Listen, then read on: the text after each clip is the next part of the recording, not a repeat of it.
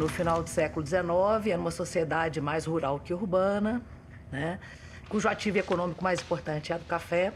E claro que havia outras produções econômicas agrícolas, mas o café era majoritário, que mais rendia receita para o Brasil.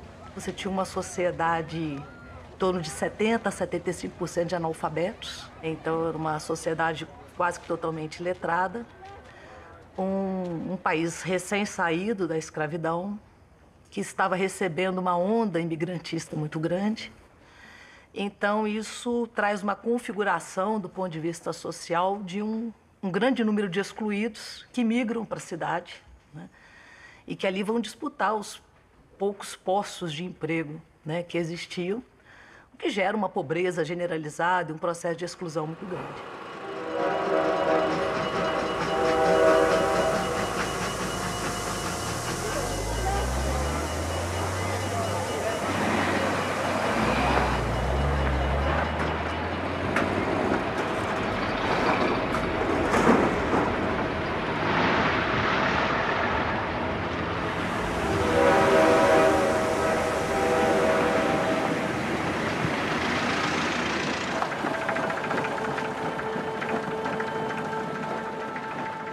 Se eu produzo um bem que vai ser vendido lá fora, a minha mão de obra ela é só um custo de produção, né? Eu não dependo dela.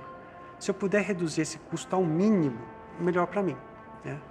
Então, o caso dos fazendeiros paulistas, toda a força de trabalho aqui no estado, ela é antes assim um obstáculo, um custo de produção, né, do que um mercado consumidor. Ou seja, se surge uma reivindicação, essa reivindicação só pode atrapalhar o empresário, né? Por exemplo, se ele quer folga semanal ou se ele quer um aumento de salário, isso não vai trazer nenhuma vantagem para ele. Então, o relacionamento, por exemplo, do empresariado paulista, né, desses cafeicultores paulistas com a sua força de trabalho, é um relacionamento pautado, sobretudo, na repressão. Por exemplo, nas greves de 1917, né, aqui em São Paulo, você tem uma repressão feroz. No Rio Grande do Sul, o governador Borges de Medeiros, ele recebe os trabalhadores, concede aumentos salariais, obriga os empresários a pagarem esses aumentos, né, que é um contraste muito grande, né? Mas vão surgindo visões de mundo diferentes, né, e até certo ponto antagônicas, né? Que é isso que um pouco que vai conduzir à Revolução de 30.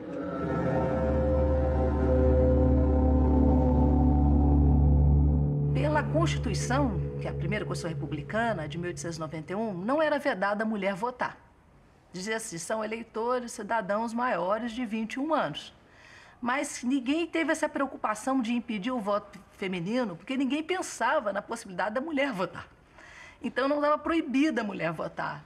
E nos anos 20, né? Não, foi antes disso, na década de 10, no Rio Grande do Norte, algumas mulheres quiseram votar e quiseram ser candidatas baseada nessa ausência, nesse silêncio sobre a participação feminina no voto. A população, para votar, precisava ser alfabetizada, o número de analfabetos era muito grande no Brasil e, portanto, a participação política da população por via eleitoral, ela não era grande. Você proibindo o voto do analfabeto, 80% da população brasileira não podia participar de eleição. Havia também uma crença generalizada, que era verdadeira, que tinha fundamento, de que o voto valia muito pouco, porque as possibilidades de controle dos resultados eram muito pequenas. Você não tem uma justiça eleitoral até 32. Então, o mesmo poder que se candidata é o poder que gerencia a sua própria renovação. Então, quem cuidava das eleições? O Legislativo e o Executivo. Eles que gerenciavam os processos eleitorais. Então, não havia um terceiro poder que inibisse a fraude. Então, se achava, e isso era verdadeiro, de que o voto não valia nada, na medida em que a fraude tinha um impacto muito grande sobre os resultados.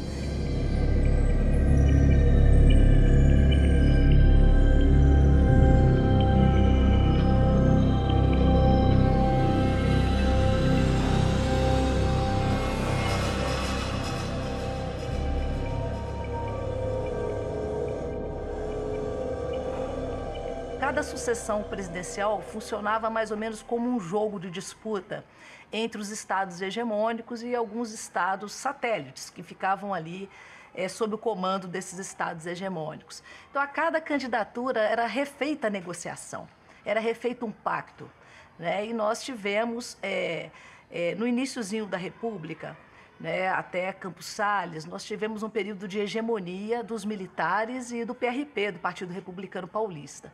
Então, havia uma hegemonia desses dois grupos, que foram os grupos que proclamaram a República.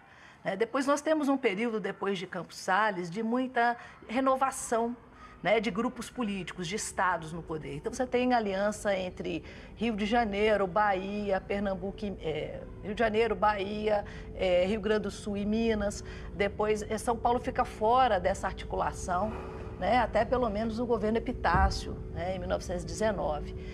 Você tem uma aliança Minas-São Paulo mesmo, com Bernardes, né, em 1922. Assim que ele é eleito, começam protestos, alegando que as eleições foram fraudadas, e esses protestos, à frente desses protestos estão os tenentes.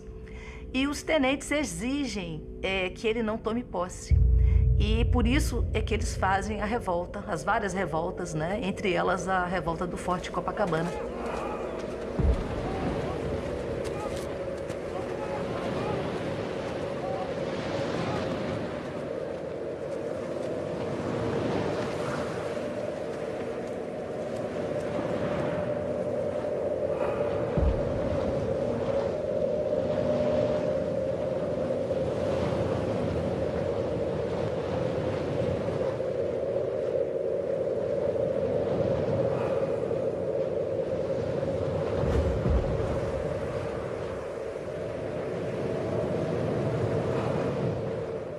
Acabam sendo massacrados, assassinados, são metralhados na praia, né? A areia fica cheia de sangue, então tem um tom de dramaticidade nesse período, né? Só escapam 2, né? Por isso que ficou tão forte essa imagem do movimento tenentista ligado a 22. O caso de 22 foi uma espécie de abertura de movimentos que expressavam essa insatisfação, porque é claro que era um ato heróico nesse sentido, independentemente do que se pense deles e tal. Porque aquilo não tinha nenhuma, era um ato heróico, simbólico, porque aquilo não tinha nenhuma possibilidade de vencer, de ter êxito. Mas tinha, o que eles conseguiram foi uma repercussão e se criou um mito dos 18 do Forte.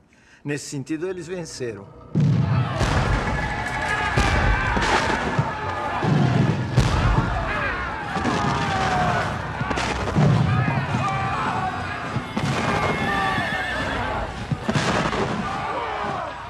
A maior insatisfação era o poder estava muito fragmentado na mão dos grandes estados e havia, portanto, um país ligado a um sistema federativo, instituído num sistema federativo, que ia muito contra a ideologia das Forças Armadas, que era uma ideologia de centralização, uma ideologia com traços evidentes de autoritarismo e que pretendia construir uma nação a partir de um centro forte, de um governo central. A crítica à República é muito contundente, né? Dos resultados que a República não entregou.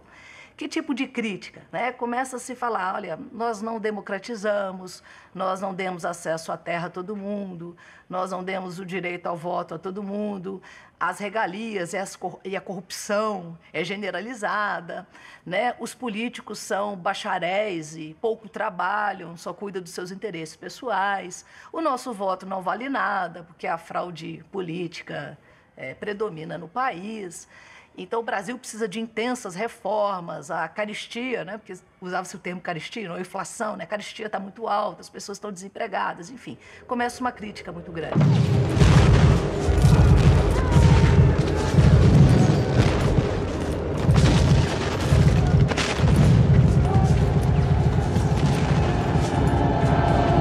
A ideia é ganhar na marra aquilo que eles não ganharam na urna, né? É um projeto golpista, né? É um projeto golpista, é um projeto de violência, né? Então vamos mudar, queremos a deposição do presidente, né?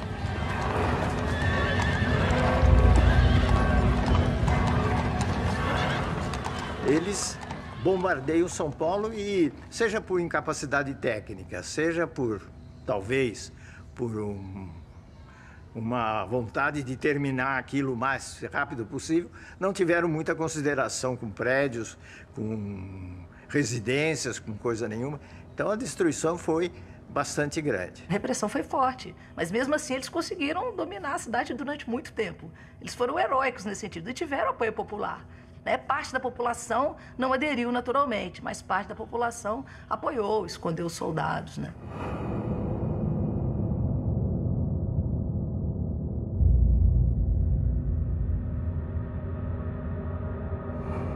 Os situacionismos, eles ficam, evidentemente, em alerta total.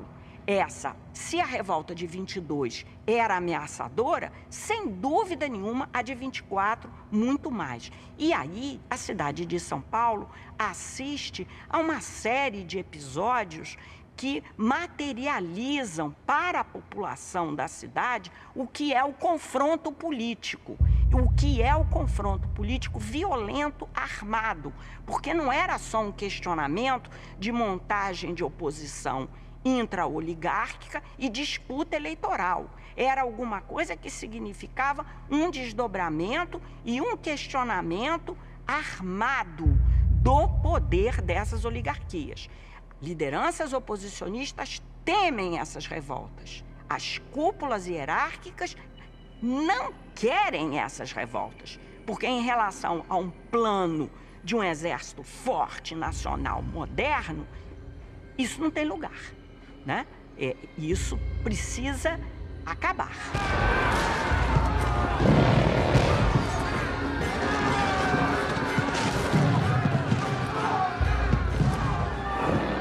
Os tenentes são um grupo emergente que estão fora do poder e querem o poder.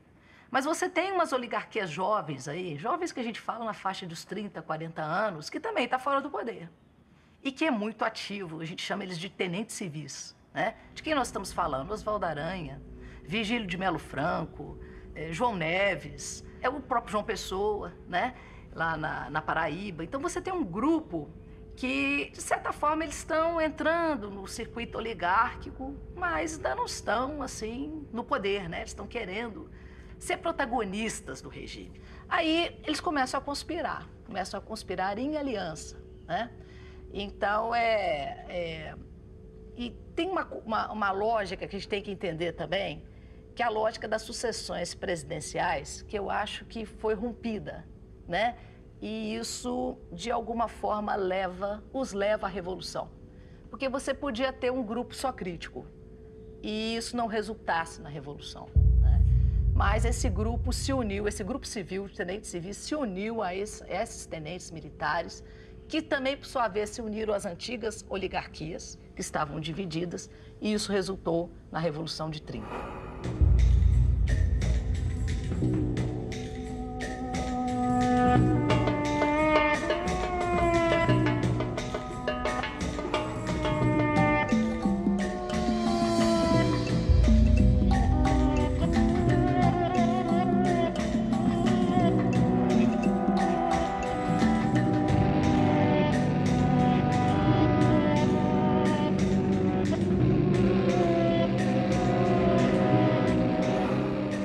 Considerando o script, o que aconteceu? Getúlio e João Pessoa concorrem às eleições contra Júlio Prestes e perdem. Isso era uma novidade? Não. As oposições perdiam. O Vargas, antes da eleição, fez um pacto com o Washington Luiz, né? Isso todos os historiadores falam, a documentação afirma, né? O Washington Luiz chamou ele lá e falou: seu Vargas, você vai se aventurar em ser um candidato de oposição? Aí o Washington Luiz faz um acordo com ele e fala assim: olha, se você fizer uma campanha discreta, não sair do Rio Grande do Sul, né, você vai perder a eleição, eu vou ganhar e eu vou poupar o seu estado. Então foi difícil para os caras tirarem o Vargas de casa. Ele não saía do Rio Grande do Sul. E ninguém entendia por que ele não fazia campanha. Né? Ele era arrastado. Né? Ele fazia campanha na marra, porque os tenentes civis ficavam ali obrigando ele a mexer, a se mover e tal. Mesmo assim, ele teve uma votação muito considerável. O problema é que os resultados das eleições foram em março. E, naquele momento, você estava tendo eleição para presidente da República e também para o Congresso. Isso nem sempre ocorria, porque o mandato de presidente da República eram 4 anos e do Congresso 3. Então nem sempre havia coincidência, mas eventualmente coincidia. Mas depois das eleições, havia um momento de diplomação dos deputados, que a gente chama de verificação de poderes, né? Você diploma os deputados, e alguns deputados não são diplomados, outros são, né? E nesse período da verificação foram degolados 17 deputados mineiros. O que é degolado? Considerado deputados não eleitos. E esses 17 eram exatamente os deputados da Aliança Liberal. Todos os deputados da Paraíba não foram reconhecidos. E o Rio Grande do Sul foi todo reconhecido. Quer dizer, é a prova patente de que houve um acordão.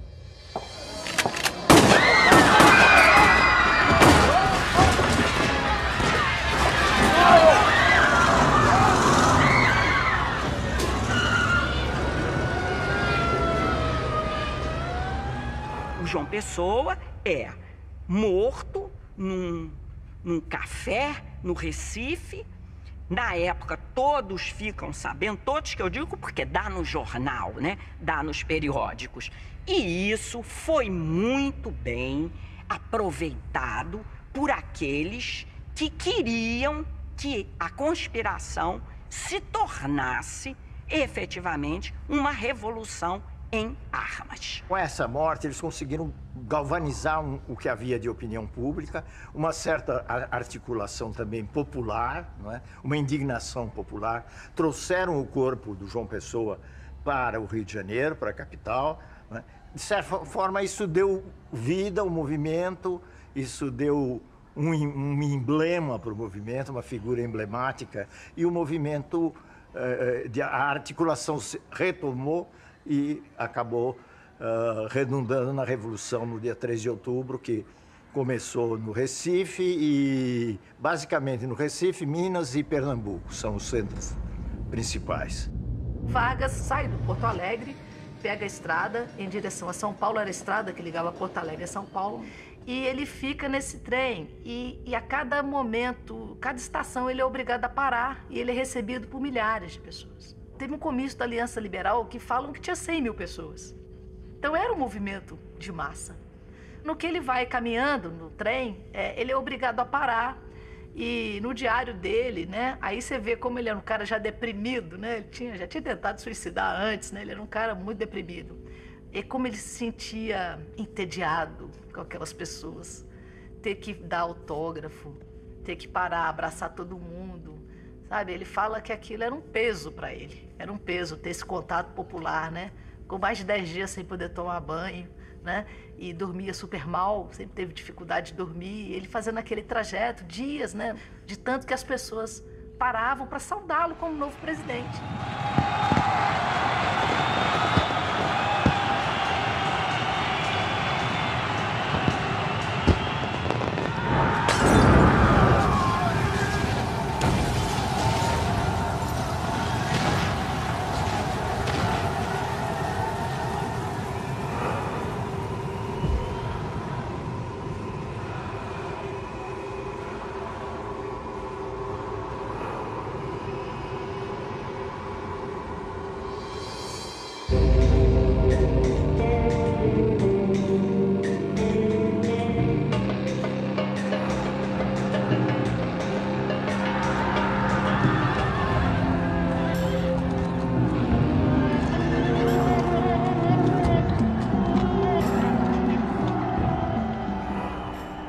Você tem um candidato que venceu as eleições.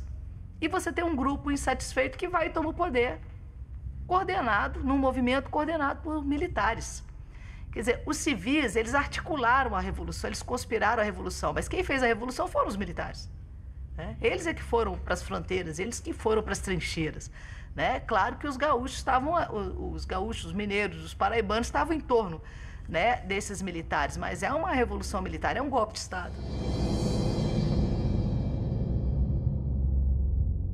Houve, pela primeira vez, o reconhecimento muito hábil do Getúlio, do Collor, do Oswaldo Aranha, dessa gente toda, de lideranças sindicais que passaram para o getulismo, de que existia uma massa urbana sem direitos, descontente, e que era preciso enquadrar essa gente e dar alguma coisa para essa gente, que foi a famosa doação, entre aspas, da legislação trabalhista e tal, que foi o germe do populismo. Isso aí não é possível pensar no pré-1930. Você tem, no pós-30, uma justiça eleitoral que é criada, você tem uma reforma do Código Eleitoral que institui o voto feminino, você passa a ter a verdade das urnas, que era a plataforma, o voto secreto passa a ser de fato praticado, você muda a composição do parlamento, você passa a ter uma representação corporativa, né, de empresários e trabalhadores no parlamento.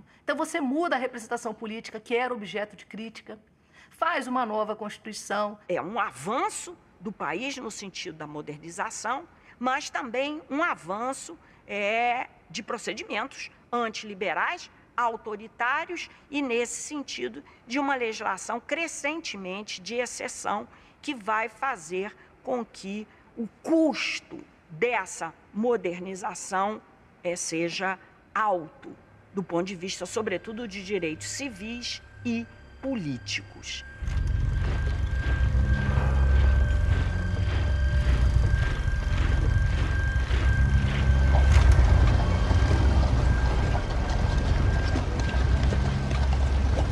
É uma proposta de nova organização do Estado e da sociedade que não é nem a liberal, nem a socialista. Essa proposta é antiliberal e antissocialista. E ela desenha uma terceira possibilidade de se encontrar a modernização a partir de um Estado forte, de um Estado autoritário.